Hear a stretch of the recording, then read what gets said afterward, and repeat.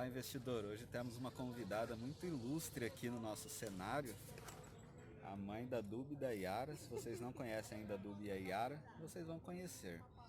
E hoje ela vai fazer algumas perguntas sobre investimentos e eu vou tentar responder para que todos vocês entendam, que acredito que a pessoa comum, aquela pessoa que não investe, que não trabalha ainda no mercado financeiro, elas têm várias dúvidas que são bem básicas e que muitas vezes a gente que já investe há algum tempo, que já trabalha com isso, acaba ignorando essas dúvidas. Então, para isso, ela vai fazer algumas perguntas que ela tem dúvida bem iniciante também, que apesar da gente namorar, algumas coisas ela ainda não entende muito bem, até porque a gente não conversa tanto sobre isso, porque cada um tem a sua área de atuação, né?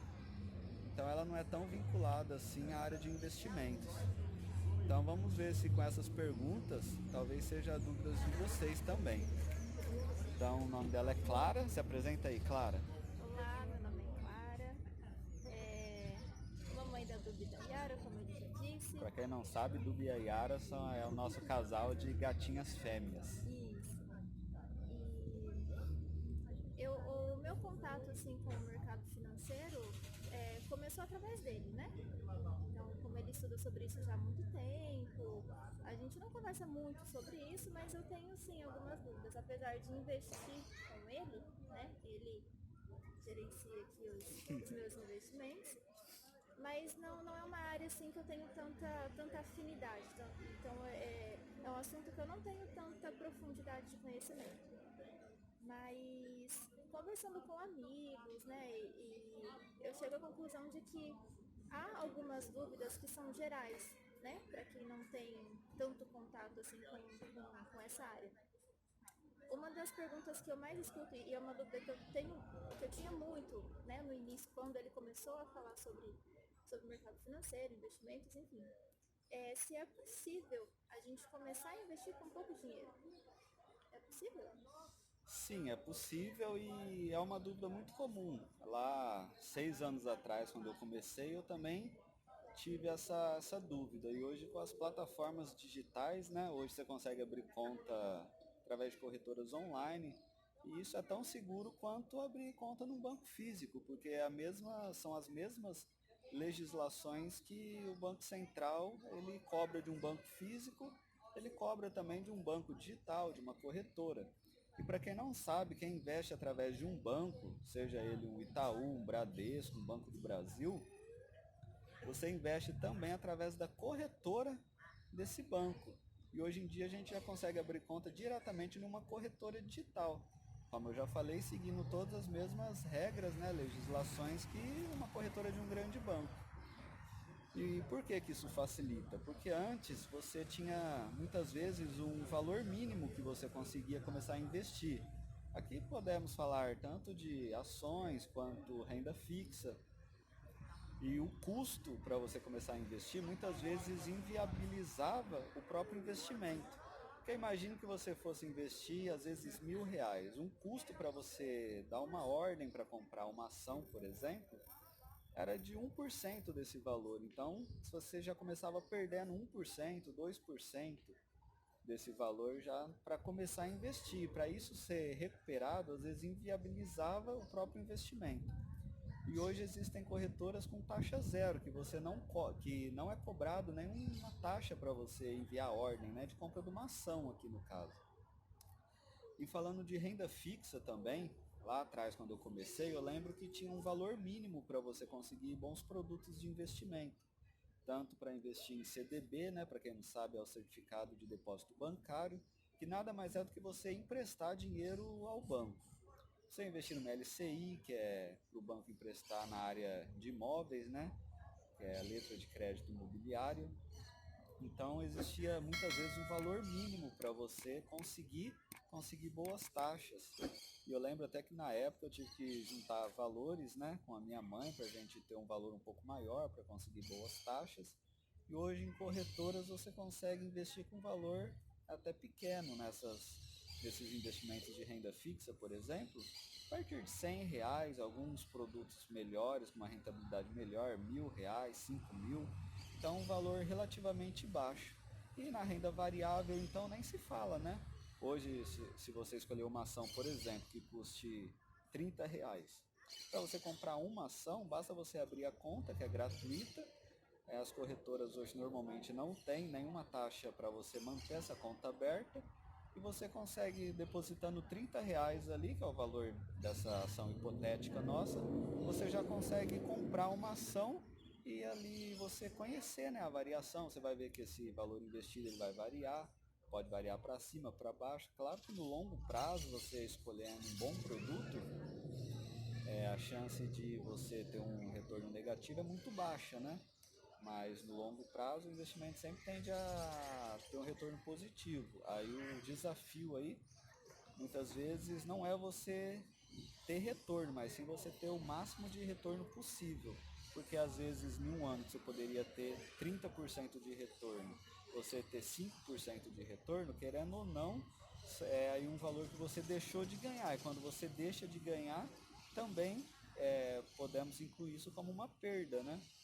Mas respondendo à pergunta inicial, tanto investimentos de renda fixa quanto investimentos de renda variável, hoje em dia, graças às plataformas digitais, já conseguimos investir com um valor muito baixo. Claro que toda a rentabilidade vai ser proporcional ao valor investido, porque muita gente fala o quê?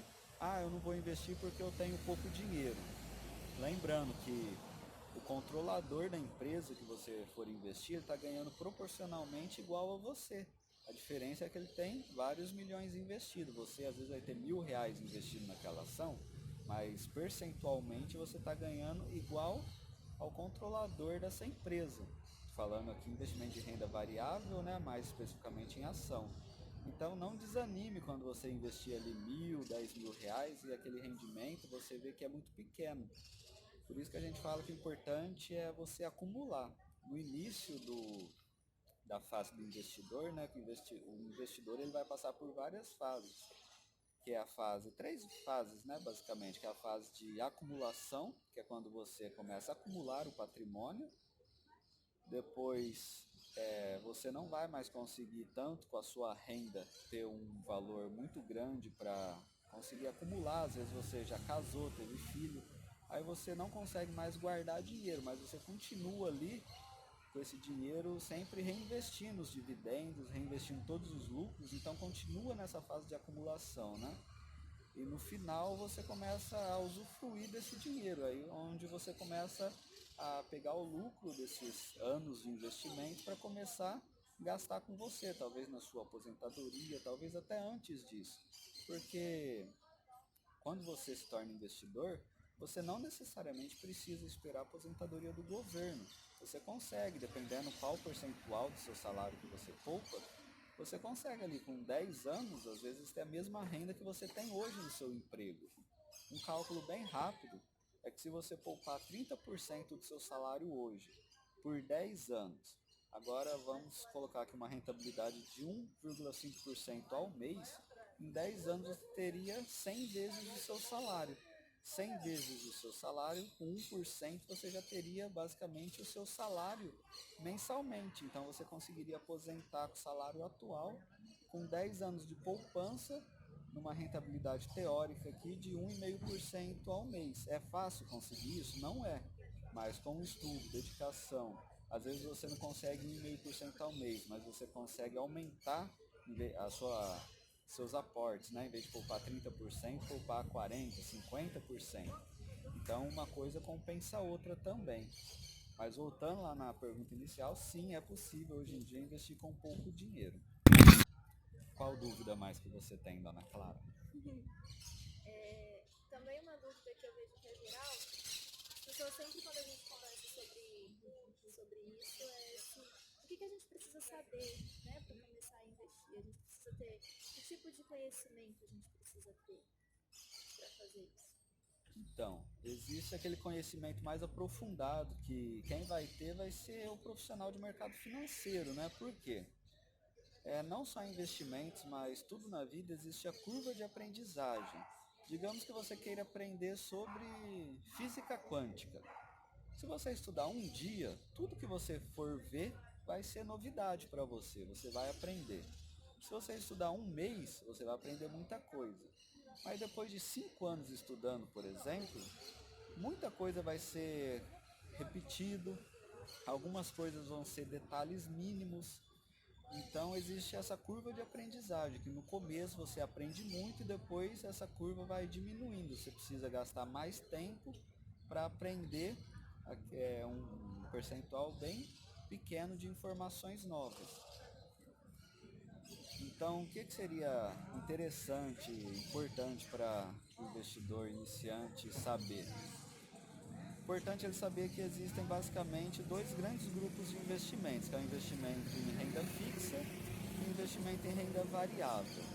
Como o próprio nome diz, renda fixa é aquilo que a gente já sabe ou tem uma noção de quanto que irá render. E renda variável, o nome diz, varia.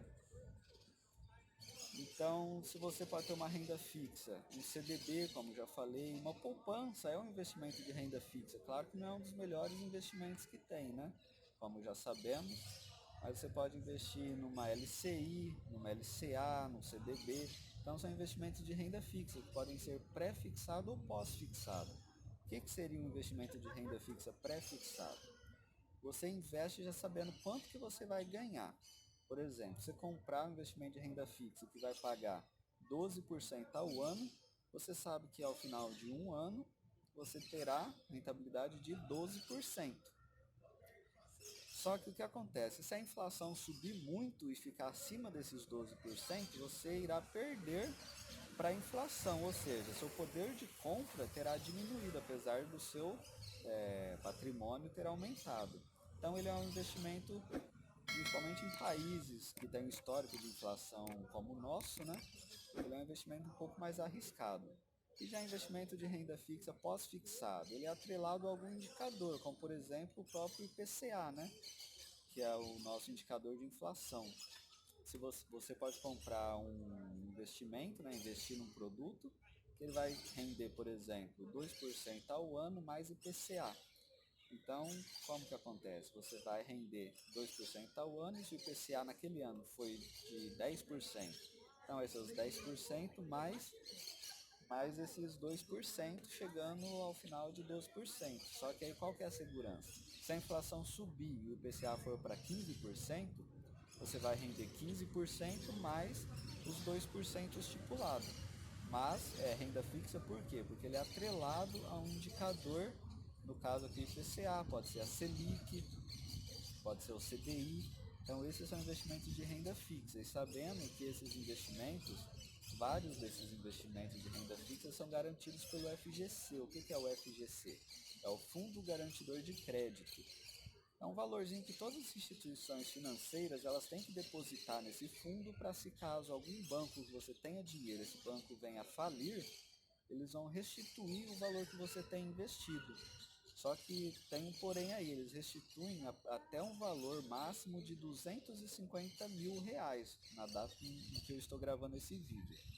Então, o que é interessante? R$250 mil por CPF. Então, o que é interessante? Se você for investir mais que isso numa renda fixa, distribua 200 mil em cada instituição financeira. Por quê? Se aquela instituição financeira falir, você ainda vai reaver esse dinheiro até no valor de 250 mil. Então tá, o primeiro ponto é saber que existe a renda fixa. Então o outro grande grupo é o investimento de renda variável. E assim como renda fixa, são vários os produtos. Os mais conhecidos são investimentos em ações. Investimento em ações, a diferença da renda fixa é que você vira um credor do banco. Na renda variável não. Se você investir, por exemplo, no Banco do Brasil, no Itaú, numa ação, né, desses bancos, você não é credor, mas sim você é proprietário. Então você assume todos os riscos que um proprietário tem, mas junto com os riscos vem a possibilidade de um maior ganho também. E muitas vezes as pessoas acham arriscado, mas se for pensar no histórico, né, do nosso país, teve aquela época do confisco, né, de vários investimentos de renda fixa, da poupança. E ações, por exemplo, foi um produto de investimento que não foi confiscado, até pela dificuldade, né? Porque não é um passivo do banco, e sim você é proprietário. Seria a mesma coisa da pessoa vir tomar o seu terreno, tomar a sua casa, tomar o seu carro. Então é mais difícil desse tipo de coisa acontecer. Então você criando uma boa carteira de investimentos pode ser às vezes mais seguro do que você investir na própria renda fixa, vendo que você não é um credor da instituição, mas sim você é proprietário de todos aqueles ativos que a instituição tem, de todos aqueles retornos que a instituição gera. Então se você acha, mas eu pago muitos juros para o banco ganha demais. Você já pensou que você pode ser proprietário do banco, comprando ações desse banco? Então você como proprietário, você terá todas as vantagens que esse banco, que essa empresa terá, que hoje você pensa que é um abuso, talvez, a taxa de juros onde está, o preço da gasolina onde está, você pode comprar ações da Petrobras e você pode lucrar com essa alta do preço da gasolina. Então, o básico, se for para resumir, numa frase que a pessoa precisa saber na hora de investir, é saber que existe produtos de renda fixa, produtos de renda variável, saber o que a pessoa busca, quais são os seus objetivos, que os investimentos ele tem que ser vinculado aos seus objetivos, né? Por isso que não existe a carteira de investimento perfeita para a pessoa, é preciso saber os objetivos dela para então criar uma carteira de investimento. Então, o autoconhecimento dos seus objetivos, das suas metas, ele é algo muito importante para se investir. Então, primeiro, se conhecer e saber o que você quer. A partir desse ponto, aí você sim começa a procurar produtos de investimentos que tenham um perfil adequado para essas metas que você está traçando. Bom, e como tudo na vida, há seus prós e contras. Você pode falar pra gente quais pontos positivos e pontos negativos de se investir? Claro, assim como você disse, prós e contras existem em tudo na vida, né? Ponto negativo, vamos começar. Investir nada mais é do que você abrir mão de algo no momento presente para usufruir numa maior escala, no maior valor ou numa maior intensidade no momento futuro. Então, digamos, aqueles 30% que você vai poupar todo mês para investir, aqueles 10%, é algo que você está deixando de consumir no momento presente para consumir no momento futuro. E isso é um ponto negativo. Qual seria um ponto positivo? Ao invés de você ter, digamos ali que você vai poupar R$300 por mês, R$1.000 por mês, ao invés de você ter esse valor para gastar hoje, daqui um período, 5, 10, 20 anos, você terá esse valor multiplicado por várias vezes. Então você abriu mão de gastar no presente para poder ter um valor muito maior para gastar no futuro. Então tudo aí são preferências temporais, né? A gente costuma falar o quê? Que a taxa de juros ela é o valor do dinheiro no tempo. Só que existe uma definição também que diz que a taxa de juros ela é o reflexo, né, da preferência temporal da população. O que isso quer dizer? Se é uma população que não poupa, se é uma população que ela quer gastar tudo agora, o que acontece? Os juros normalmente ele vai ser alto, porque existe pouco crédito no mercado. Se a população não gasta, não poupa, aliás, a pessoa que vai buscar o crédito é alto, porque o dinheiro é como um produto qualquer. Quando ele tem abundância, ele fica barato. Quando ele tem pouco, ele fica caro. E se a população não poupa, o crédito fica alto, porque existe pouco dessa mercadoria, que é o dinheiro, para ser ofertado. Assim como se é uma população que poupa, uma população que investe, quando você ou quando o empreendedor for procurar financiamento, esse financiamento vai ser muito mais barato. Por quê? Porque existe uma grande oferta dessa mercadoria que é o dinheiro.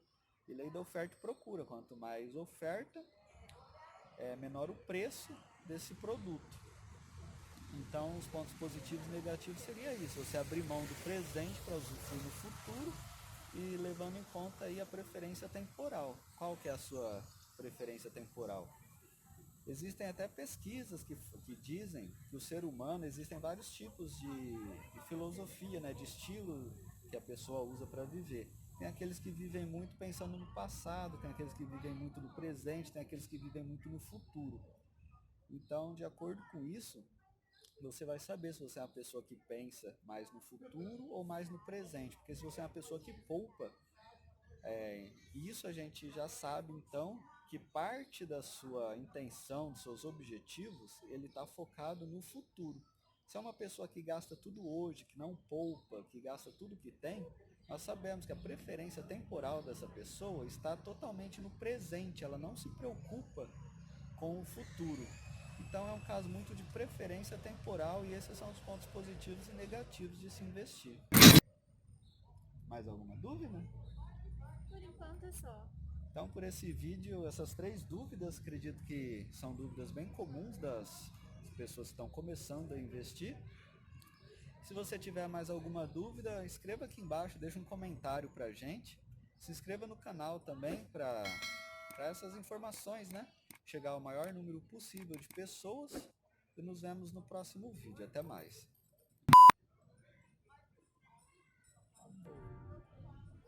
Nossa, que vídeo demorado, né, cara?